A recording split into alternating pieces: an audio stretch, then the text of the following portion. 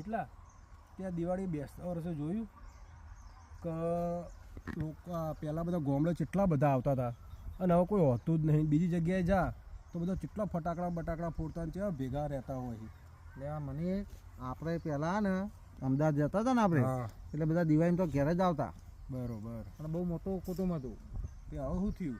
પણ હવે બધા કેનેડા ને અમેરિકા ને બધા જતા રહ્યા છોકરા, એટલે બાપાઓનું થોડોક ઘમંડ આવી ગયો પૈસાનો, અને આપણે હતા પરિસ્થિતિના વીક. બરોબર. એટલે આપણા બાપાઓની કોઈ ઇજ્જત થતી નથી.